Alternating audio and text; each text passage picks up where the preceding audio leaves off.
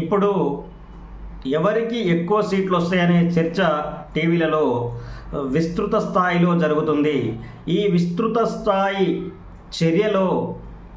చర్చలలో పాల్గొంటున్న మిడిమిడి జ్ఞానం ఉన్నటువంటి మేధావులు రకరకాల ఆలోచనలను, రకరకాల విధానాలను ప్రజలకు చూపిస్తూ వాళ్ళ సొంత పైత్యాన్ని జనానికి రుద్దే ప్రయత్నం చేస్తున్నారు. అయితే నిజాలు మనం మాట్లాడుకున్నట్టయితే నిజానికి కాంగ్రెస్ పార్టీ బలం 8 నుంచి 9 స్థానాలలో కనపడితే బీజేపీ బలం 6 నుంచి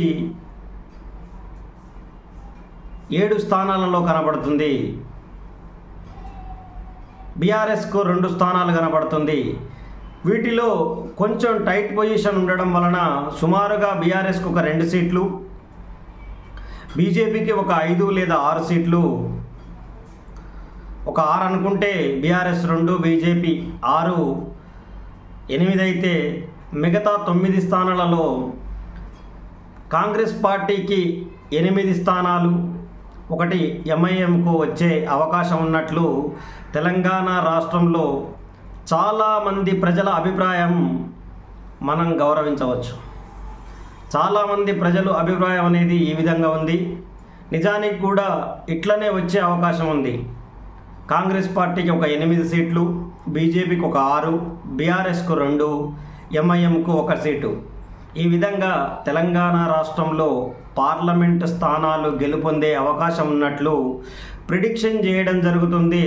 ప్రజలు కూడా ఈ మాటకు కట్టుబడి ఉన్నట్లు వ్యక్తం చేయడం జరుగుతుంది. ప్రతి ఒక్కరూ గమనించాల్సి, అర్థం చేసుకోవాల్సిన విషయం ఏంటంటే మళ్ళీ కేంద్ర ప్రభుత్వంలో బీజేపీ పార్టీనే అధికారంలోకి వస్తుందని చెప్పేవాళ్ళు ఎక్కువ మంది ఉన్నారు. అలాగే మోడీకి ఎక్కువగా చరిష్మా అనేది దేశవ్యాప్తంగానే కాదు ప్రపంచవ్యాప్తంగా మోడీ మ్యానియా నడుస్తుందని కూడా బీజేపీకి సంబంధించిన క్రింది స్థాయి కార్యకర్త నుంచి పై స్థాయి లీడర్ వరకు చెప్పడం జరుగుతుంది. ఇందులో కూడా వాస్తవం లేకపోలేదు. నిజానికి తెలంగాణ రాష్ట్రంలో మళ్ళొకసారి చెప్తున్న విషయం ఏంటంటే ఖచ్చితంగా బీఆర్ఎస్ పార్టీకి 2 సీట్లు, బీజేపీకి 6 సీట్లు, కాంగ్రెస్ పార్టీకి 8 సీట్లు, ఎంఐఎంకు 1 సీటు వచ్చే అవకాశం ఉందని ఎక్కువ మంది ప్రజలలో ఉన్న అభిప్రాయము